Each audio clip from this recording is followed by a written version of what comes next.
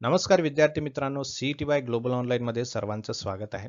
तर आजच्या व्हिडिओमध्ये आपण वर्बल ॲबिलिटी वरती PYQचा सेकंड पार्ट बघणार आहोत, ज्यामध्ये आपला टॉपिक असणार आहे vocabulary plus spelling correction. Okay, because असे जे प्रश्न असतात हे तुम्हाला फुकट मार्क्स देणारे आहेत, बट समटाइम्स आपण घाई करून त्यामध्ये मिस्टेक्स करू शकतो. सो असे प्रश्न कसे सोडवायचे आहेत, यामध्ये कसं आपल्याला फोकस करायचा आहे, या सर्व गोष्टीचं सोल्युशन आजच्या व्हिडिओमध्ये तुम्हाला मिळणार आहे. त्यामुळे सगळ्यांनी हा व्हिडिओ शेवटपर्यंत बघा. आणि आणखीन एक गोष्ट सांगू इच्छितो, जे विद्यार्थी सिरियसली प्रिपरेशन करत आहेत येणाऱ्या महाराष्ट्र MBA CET 2026 साठी. एक्झामिनेशनची डेट आता आलेली आहे आणि या उर्वरित कालावधीमध्ये आपल्याला पूर्ण स्ट्रॉंगली प्रिपरेशन करायचं आहे. सो त्यासाठीच येत्या 1 डिसेंबर पासून आपण नवीन बॅच सुरू करत आहोत for the serious students who are preparing for MBA CET 2026, ज्यामध्ये तुमचं पूर्ण सिलेबस लाईव्ह सेशन्समध्ये कव्हर केलं जाईल.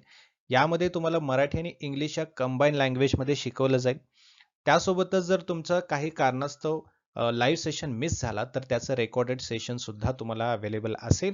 सो तुमचा कुठलाही सेशन मिस होणार नाही. तुमचं स्टडी जो आहे, प्रिपरेशन जो आहे, तो कंटिन्यू राहील. त्यासोबत तुम्हाला topic wise MCQs, full syllabus notes, full syllabus mock test सुद्धा या बॅचमध्ये मिळणार आहेत, जेणेकरून तुमचा कन्सेप्ट तर क्लिअर होईलच, बट कन्सेप्ट सोबत तुमची प्रॅक्टिस सुद्धा होईल.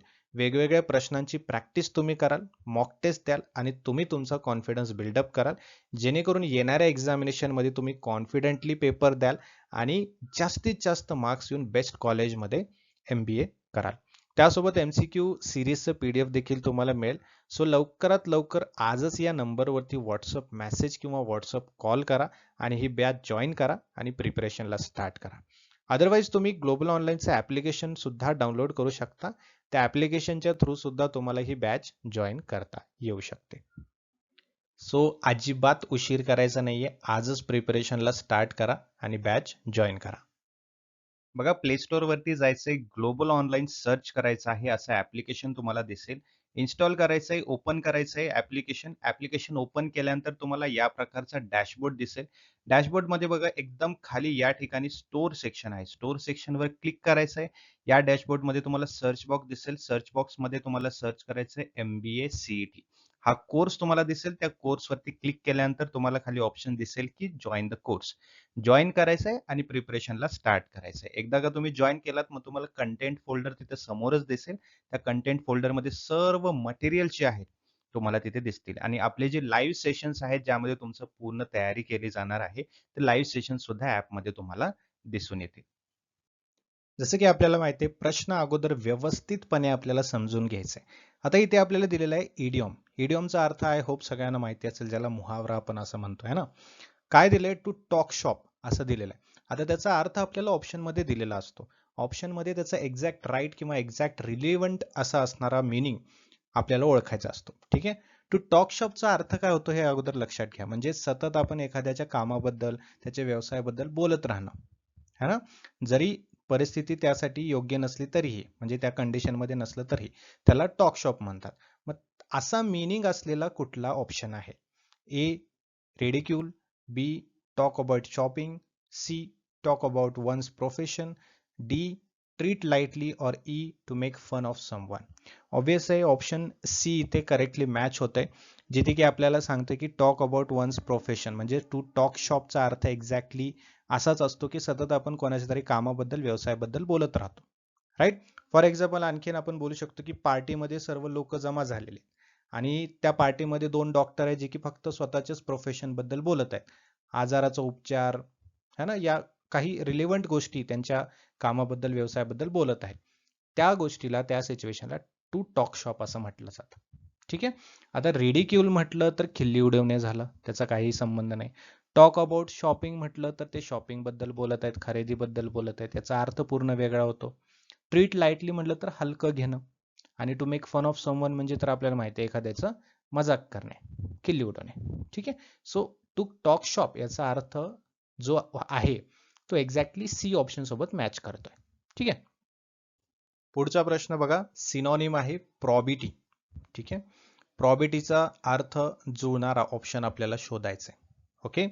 मग तो काय आहे? इंटिग्रिटी आहे, इनडिस्क्रेशन आहे, इन्सल्ट आहे, साईट आहे की प्रॉबेबिलिटी आहे?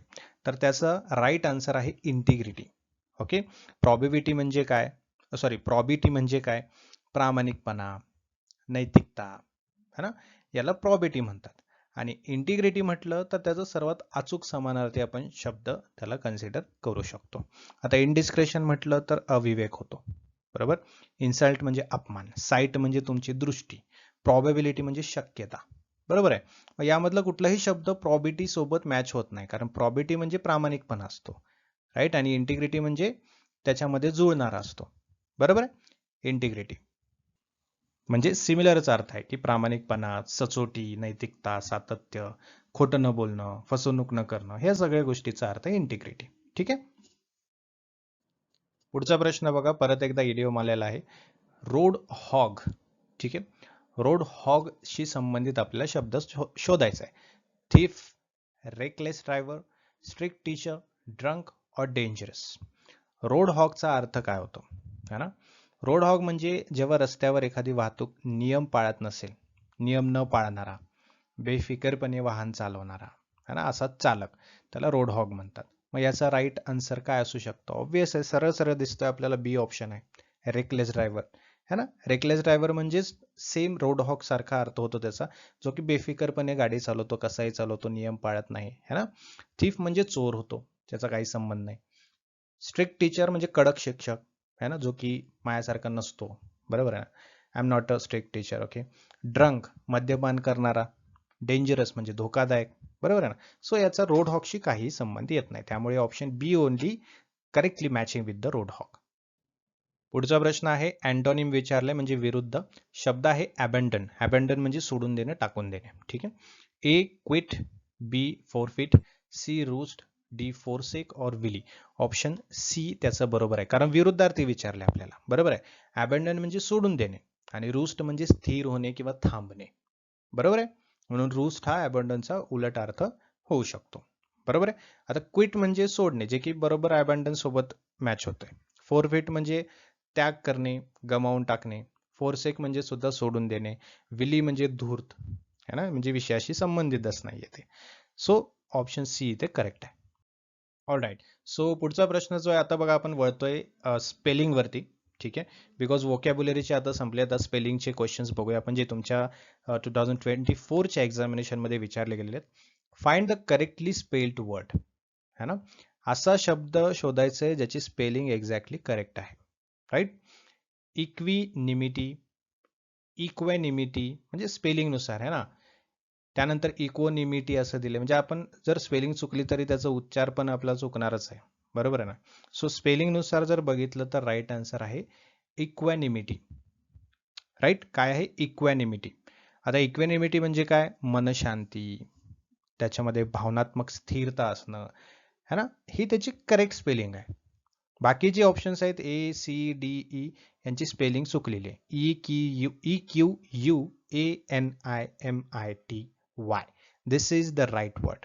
Okay. What does it mean, that means मनशांती, भावनात्मक स्थिरता. पुढे बघा, सेम आहे, स्पेलिंग करेक्ट करायचे आपल्याला. शब्द आहे ऍक्च्युअल मध्ये आंतरप्रेनर काही म्हणतात, इंटरप्रेनर म्हणतात, है ना, आंतरप्रेनर पण म्हणतात. सो त्याची करेक्ट स्पेलिंग जी आहे ती आहे ऑप्शन सी, ENTREPRENUR. एंटरप्रेनर म्हणजे काय, उद्योजक, व्यवसाय सुरू करणारा व्यक्ती. ठीक आहे. बाकी सर्वांची स्पेलिंग चुकलेली आहे. पुढील प्रश्न स्पेलिंगचाच आहे. ओमिनियस हा शब्द आहे, त्याची स्पेलिंग आपल्याला ओळखायची आहे. यामध्ये करेक्ट स्पेलिंगचा शब्द जो आहे तो आहे ऑप्शन ए, OMINOUS. त्याचा अर्थ होतो अशुभ किंवा संकट सूचक. ठीक आहे. ऑमिनस त्याचा अर्थ आहे, त्याचा उच्चार आहे. ठीक आहे. बाकीचे जे शब्द आहेत त्यांचं स्पेलिंग पूर्णपणे चुकलेली आहे, त्यामुळे त्यांचा राईट आन्सर सुद्धा आपण गृहीत धरणार नाही. ठीक आहे. स्पेलिंगचे जे असतात क्वेश्चन्स, यामध्ये तुमचा खूप कमी वेळ जातो, त्यामुळे तुम्हाला बाकीचे प्रश्न जे आहेत, जसे की क्वांटिटेटिव्ह ॲप्टिट्यूड आहे, है ना, क्वांटिटेटिव्ह क्वेश्चन्स असतात ज्यामध्ये आपल्याला प्रॅक्टिकल सोडवावं लागतं, सॉल्व करावं लागतं, तिथे तुम्हाला जास्त वेळ देता येऊ शकतो. So you can start your questions from the what we can say easy questions. पुढे बघा, find the correctly spelled word. Okay. Right answer आहे option D, that is called lackadaisical. Okay. What does it mean, निष्काळजी, right, ऊर्जाविरहित, right, उद्देशहीन, right, असा त्याचा अर्थ होतो. पुढील प्रश्न, find the correctly spelled word. Aberrant असा एक शब्द आहे, राईट, ज्याचा अर्थ होतो चुकीच्या मार्गाला जाणारा, राईट, वेगळं काहीतरी बिहेव करणार, वर्तन करणारा, असा त्याचा अर्थ होतो. तर त्याचा करेक्ट स्पेल जो आहे तो आहे ABERRANT. याचा अर्थ आहे चुकीच्या मार्गी लागणारा किंवा मार्गी जाणारा. ठीक आहे.